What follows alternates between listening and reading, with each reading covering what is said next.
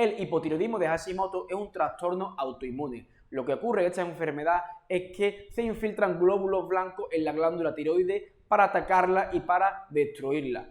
Nuestro propio sistema inmune está atacando nuestra propia glándula sin una causa aparente. Por tanto, observamos cómo la glándula tiroides se inflama y deja de funcionar.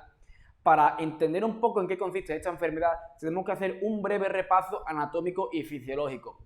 De primera hora puede parecer un poco lioso y un poco difícil de comprender, pero si hay alguna duda no tendré ningún problema en responderle a los comentarios.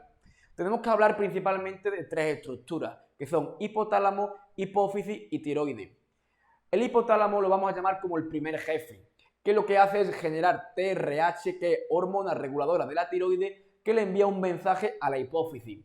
La hipófisis, cuando recibe este mensaje, genera TSH, que es la hormona estimulante de la tiroides, que le envía un mensaje a la tiroides para decirle espabila y trabaja. ¿Qué es lo que ocurre aquí? La tiroides genera T4, que es una hormona inactiva. Esto es muy importante comprenderlo. Es una hormona inactiva. Y T4 se convierte en T3, que esta T3 es la hormona activa. Esta es la que se une con la célula, con los receptores que se encuentran en la célula y se generan los diferentes procesos metabólicos. ¿Qué es esto que tenemos aquí? T3 reversa, que es una forma de T3 pero de forma inactiva. Puede también unirse a los receptores de la célula, pero no genera una función, no genera procesos metabólicos. Aquí la hormona más importante es T3 y el proceso más importante es la transformación de T4, que es la hormona inactiva, a T3, que es la hormona activa y la que más nos interesa. ¿Cuáles son los principales casos que nos podemos encontrar? Pues cuando la tiroides deja de funcionar, se inflama y deja de generar T4, esto lo detecta la hipófisis, que genera TSH para decirle a la tiroides que trabaje. ¿Qué es lo que hace la tiroides? Se inflama y genera menos T4, trabaja menos de lo que debería. Y la hipófisis se cabrea y le envía más TSH para decirle que trabaje, que se inflama más y trabaja menos. Y se genera aquí un círculo vicioso, que se llama hipotiroidismo. Por eso en muchos casos vemos en una analítica los niveles de TSH súper altos, cuando no deberían de superar las 5 microunidades internacionales. ¿Qué puede ocurrir también? Que encontremos los niveles de TSH normales y la persona se encuentre fatal.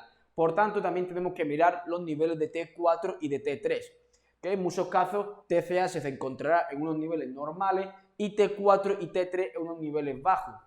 Pero también podemos encontrar que los niveles de T4 estén bien, pero como ya he dicho, T3 es la hormona activa, es la que más nos interesa. Esta es la que tiene que tener un buen nivel principalmente. De nada sirve que tengamos mucho T4, que si no se produce esta transformación y no tenemos T3, de nada sirve, también tendremos hipotiroidismo. ¿Qué pasa aquí con T3 reversa? Es una forma inactiva de T3. ¿Qué es lo que pasa? Que también T3 reversa tiene afinidad por la célula, pero no se produce ningún proceso, no se produce ninguna función, ningún proceso metabólico. Por tanto, si tenemos altos los niveles de T3 reversa, nos indicará que los niveles de T3 son bajos. Por tanto, tendremos hipotiroidismo. Lo que hace la medicina convencional es esperar que la tiroides se inflame y se destruya lo suficiente como para sustituir su función por una pastilla. Pero tenemos que tener en cuenta que esto solamente es poner un parche al problema. Porque, como hemos comentado, la tiroides solamente es el síntoma de un problema autoinmune que hemos comentado anteriormente. Ojo, desde mi punto de vista no hay que negarse a la medicación, porque el círculo vicioso que hemos comentado anteriormente, de que la tiroides no trabaja porque no genera T4, lo detecta la hipófisis, genera TSH para decirle que trabaja la tiroides y esta se inflama más. Este círculo vicioso, la medicación lo puede romper. ¿Por qué? Porque se liberará T4 en sangre gracias a los fármacos, gracias a la medicación. Por tanto, la hipófisis dejará de generar TSH y la tiroides podrá descansar y podrá reducir su inflamación. Hay que tener en cuenta que el error principal es tomar los fármacos, tomar la medicación y no hacer nada en nuestro estilo de vida, no cambiar nada en nuestro estilo de vida. Ese es el verdadero error. Antes de pasar al siguiente punto, tenemos que saber cuáles son los principales síntomas que puede tener una persona con hipotiroidismo. En primer lugar, cansancio durante todo el día, las 24 horas del día. Hay que saber que T3, una de sus funciones es controlar el oxígeno que entra dentro de la célula. y esto repercute en muchas funciones, principalmente la de obtención de energía. Por tanto, el cansancio es uno de los síntomas más frecuentes. El aumento de peso. ¿Por qué aumentamos de peso? En muchos casos, escucho a muchas personas decir, si como muy poco, no como nada, ¿por qué gano peso? Porque esto no va de calorías, va de un metabolismo lento y enfermo, no va de calorías. También hay que tener en cuenta el estreñimiento. ¿Por qué aumenta el estreñimiento? Porque al reducirse el metabolismo se reduce la motilidad intestinal, por tanto genera un estreñimiento a largo plazo. La piel seca, frío sobre todo en las extremidades, dolor muscular, mal sueño, porque incluso para dormir nos hace falta energía y sin energía no podemos descansar como debemos. Depresión, entre otros muchos síntomas que podemos encontrar. ¿Cuáles son las principales recomendaciones que yo personalmente le haría a una persona con hipotiroidismo de Hashimoto? En primer lugar, lo que habría que hacer es eliminar los productos proinflamatorios, como son harina, procesados, lácteos, gluten, bociógenos, goitrógenos, soja, todo tipo de productos proinflamatorios. Y basar nuestra alimentación en carne, pescado, huevo, verdura, marisco, comida real, comida de verdad. Es muy importante que basemos nuestra alimentación en este tipo de productos. En el caso de querer incluir alguna fuente de hidrato de carbono, pues lo ideal que sea con el menor gluten posible. El ejercicio físico.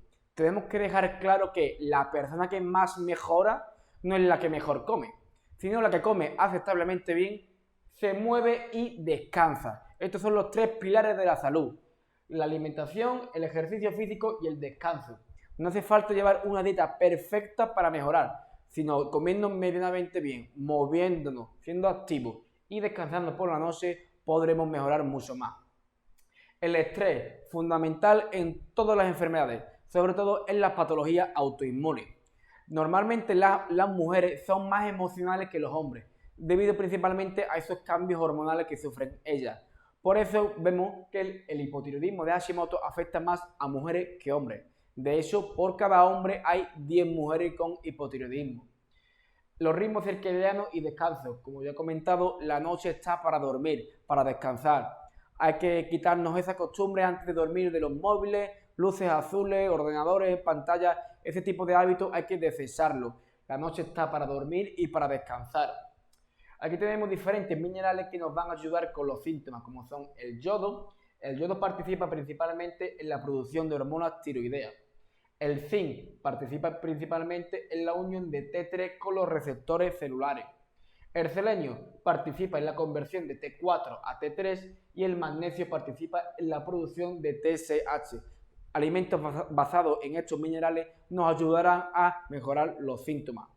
El sol y la vitamina D, fundamental para un buen sistema inmune y para salud en general, es fundamental. Y por último tenemos diferentes protocolos autoinmunes, dieta cetogénica, ayunos intermitentes. Tenemos muchos tipos de alimentación que nos puede ayudar con los síntomas. Pero por mi experiencia veo que en muchos casos más vale comer lo mejor posible sin hacer grandes protocolos ni grandes dietas muy complicadas, porque muchas veces se genera estrés por la propia alimentación. Una dieta muy estricta, con poco margen de maniobra, que no pueda comer fuera de casa, que no pueda comer con mi gente, muchas veces genera más estrés y más inconveniente que beneficio. Por tanto, por eso digo, más vale comer lo mejor posible, movernos y descansar bien. Eso nos va a hacer mejorar más que muchos protocolos que existen, que funcionan por supuesto, pero que son muy estrictos. Y por último me gustaría recalcar el tema de la microbiota intestinal, la permeabilidad intestinal, el eje intestino-cerebro.